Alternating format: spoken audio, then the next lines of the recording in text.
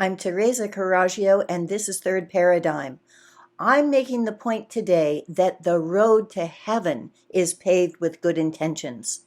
On Meryl Nass's recent post, Malone v. Breggin, I've been having a long and deep conversation in the comment threads with Dan Freeman, who writes Freedom and Other Unacceptable Views.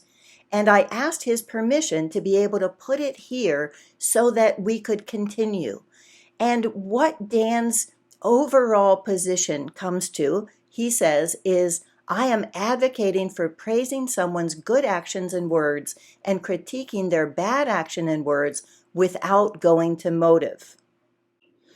I think this is a really important point to clarify, not just for our movement or not a movement, but for this moment in time, which I believe is something that I call an empire deflection point. One of those times in which the entire trajectory of empire can be diverted into systems of small-scale sovereignty. And in order to do this, I think we need to be really clear in our own minds about which side we're on. As I've said before, I think there's only ever one war, which is empire versus sovereignty. But all of the rulers are on the same side of empire. They're just fighting over who gets to be on top. And in the same way, all of the rest of us are on the side of sovereignty and we're being tricked.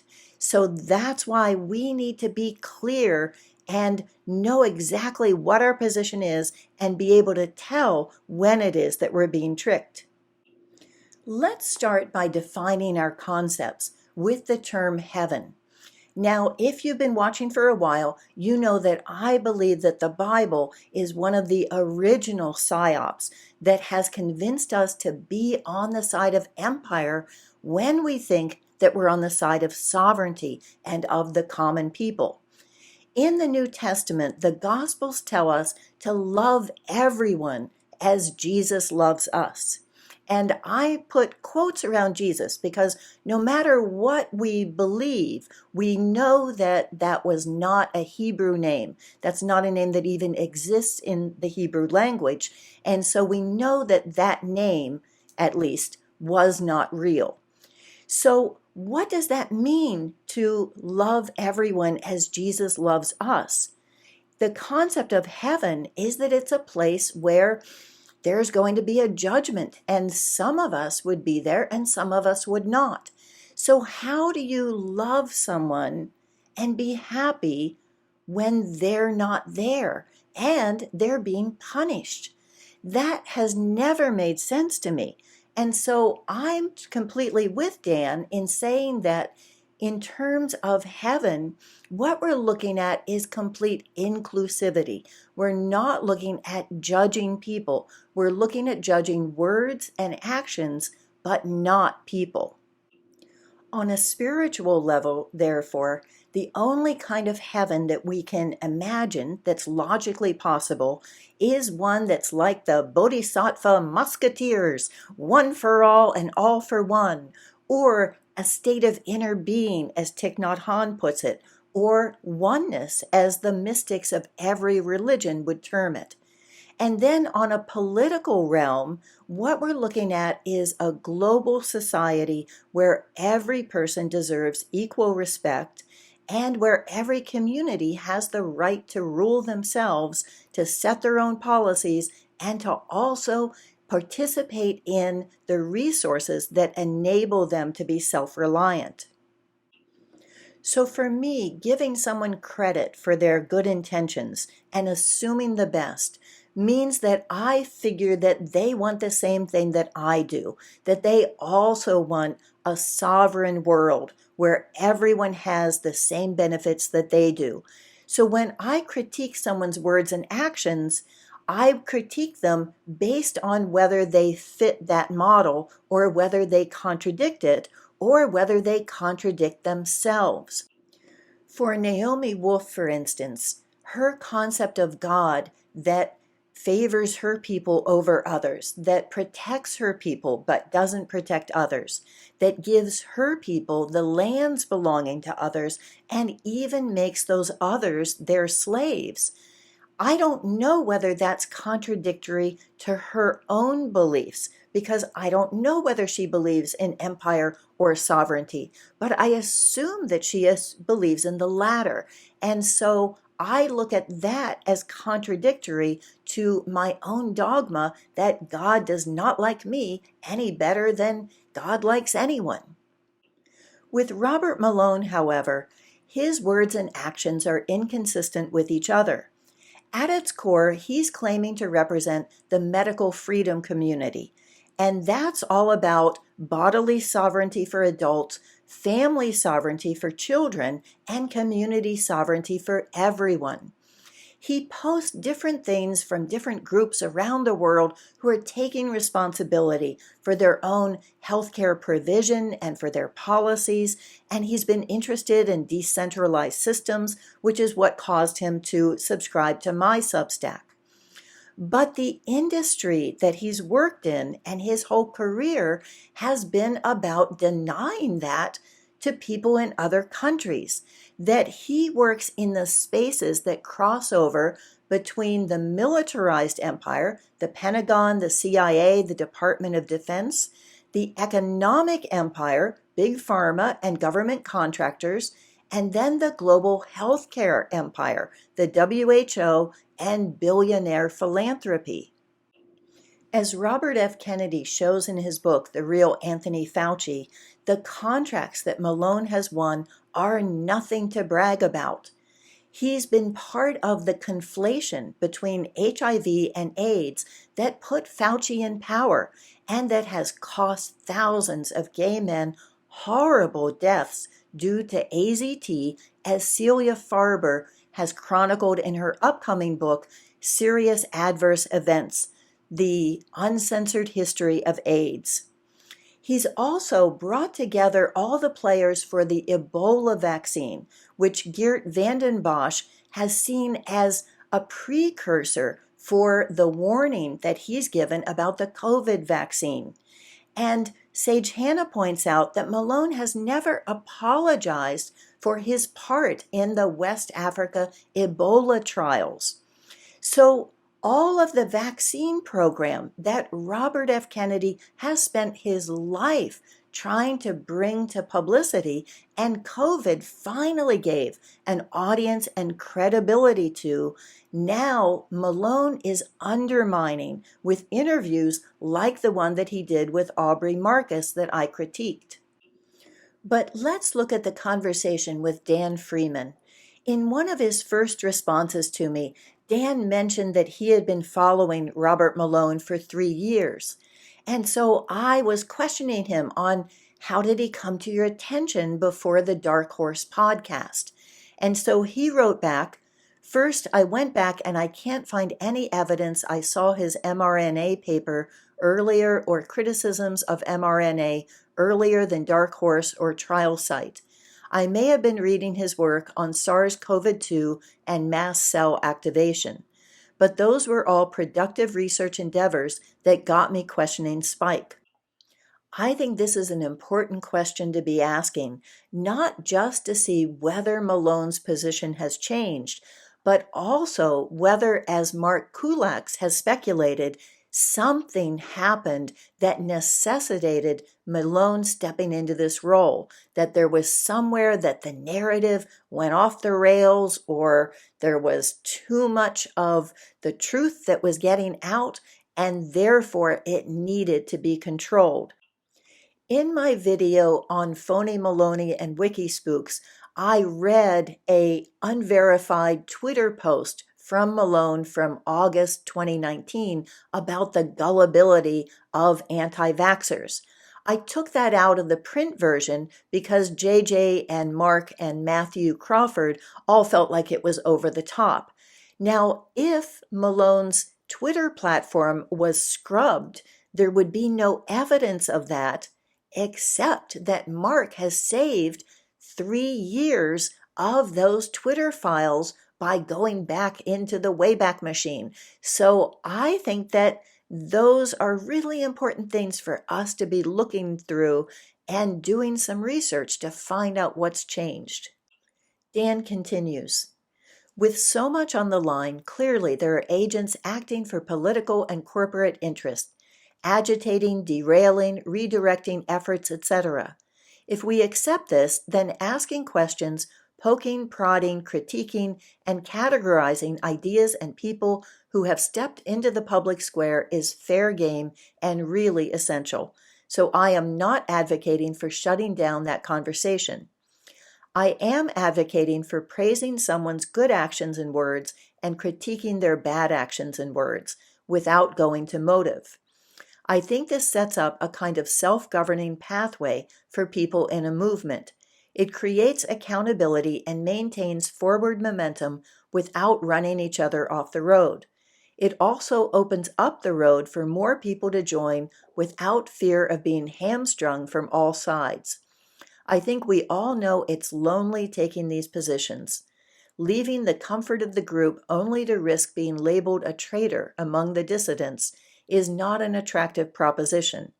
Any accusation towards motive on this front should be beyond reproach in my view. I was alerted by Sage Hana to the Substack of Daniel Negase, and I remember seeing a clip of him early on in the pandemic where he had lost his medical license and his ability to practice as an ER doctor because he had given patients ivermectin. He's created something that he calls a discrepancy analysis. He used this in the ER in order to discern what the diagnosis really was, what was really going on. So these are what he looks at. 1. Discrepancies of speech. Does an individual say one thing one day and something else the next? If there's a discrepancy, then the next step is assessing if it is intentional. What is the motive for that discrepancy? Is there a reason? 2. Discrepancies of action. Does an individual say one thing but do another? 3. Discrepancies of reality. Sometimes speech and action are consistent, but there is a discrepancy with reality. Anytime, he writes, there is a discrepancy of speech, a discrepancy in action, or a discrepancy with reality, then there might be a problem. Intent is a key factor to assess if there is a minor problem, such as forgetfulness, or a major problem, such as an intent to harm. Depending on the discrepancy, the consequences may affect individuals, communities, or an entire nation. Negase then uses this discrepancy analysis to look at a phone call that he had for over 2 hours back in November 2021 with Malone. And his concern was that RNA reverse transcribed could alter the DNA and particularly affect the genetic alteration of children. When he talked about this, Malone dropped off the call for 10 minutes. And when he came back on, he said, "That's just speculation. We have to be careful not to speculate. We have to make sure we have the messaging right for the medical freedom movement." So in his recent post, Negase wrote, "How to flip a double or triple agent," having identified this as a discrepancy in Malone. So then he speculates on motive, and he eliminates several as being internally inconsistent. And so the most logical is having a trusted figure who told us the truth the first time around is critically important to sell mRNA injections 2.0 to save us from the next bioweapon. You can't sell a product if everyone knows about the fatal DNA altering flaw. So it's important to note for listeners that trusted, truth, save, and bioweapon are all in quotes, although I think the last one could be left off. With Negase's warning found to have been true, this should have been a part of the messaging that Malone took it upon himself to police and control for the freedom movement. Dan then writes, whether I agree with Malone's assessment of the source of the horror or not, and I would say he is partly there, or even his prescription to the problem, which I am leaning away from on a more fundamental level. He is making a difference at both blowing the whistle on the abject risks of the tech and the breakdown of the institutions we have relied on for safety data and regulations. This has saved lives. Early enough? Enough by other measures? I have to ask myself, what have I done in comparison? I can see that he has done unquestionably more than most, and so I am grateful. What Negase shows is that Malone suppressed the criticism of mRNA, and who knows how many other critics he silenced and how many other people might have stepped up to be the spokesperson if he hadn't filled that role. One of those likely candidates is Kennedy, who has spent his life critiquing the vaccines.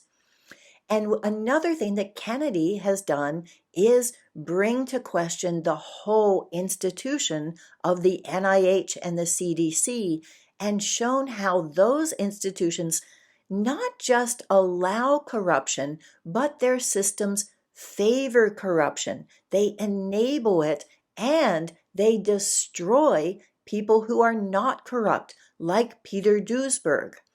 So what Malone has done is not call into questions those organizations like the NIH or the DoD. In other early interventions, Sage Hana, George Webb, and Mark Kulacz have all been following the $20 million given to Alchem in April of 2020 in order to look at repurposed drugs. How does this affect Robert Malone? Robert Malone is Chief Medical Officer of Florida-based Alchem Laboratories, a contract manufacturing organization. Malone is part of a classified project called Domain that uses computer simulations, artificial intelligence, and other methods to rapidly identify U.S. FDA-approved drugs and other safe compounds that can be repurposed against threats such as new viruses. So what did they do with this $21 million? They tested Pepcid AC, an over-the-counter heartburn medicine. Why? Because Malone had used it in February and it worked for him, and someone had given it to their sister whose lips were blue from hypoxia and she got better, and they saw that rich people in China were not doing as well as the poor people who couldn't afford the brand name antacid. So that all adds up to me. However, they didn't test it alone. They tested it with hydroxychloroquine, and then they tested it with ivermectin. So those products were never tested on their own. I guess 21 million just doesn't go as far as it used to. So you have to combine these things.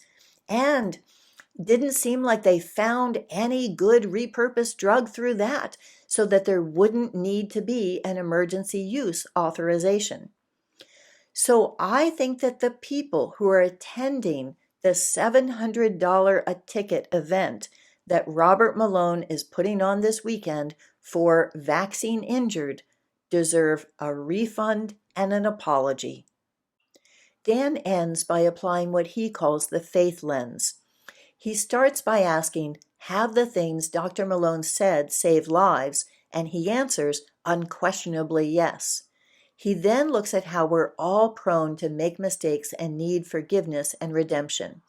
He continues, and so from that perspective, even if Dr. Malone made a mistake or did something that was self-directed or self-centered, which would make him human, would we want him in the fight? I think surely we do, as he has been a force for good, regardless if he has made mistakes. Mistakes are something we are bound to do by our nature. The question is, can we also do good? My answer to Dan is, that when someone makes a mistake and it's pointed out to them, they apologize, they change course. And as soon as Malone does that, I will be the first to forgive. I want to appreciate Dan giving me his permission to use his heartfelt replies in order to help me organize my thoughts, and I hope that I've answered them in good faith as another person just trying to figure it all out.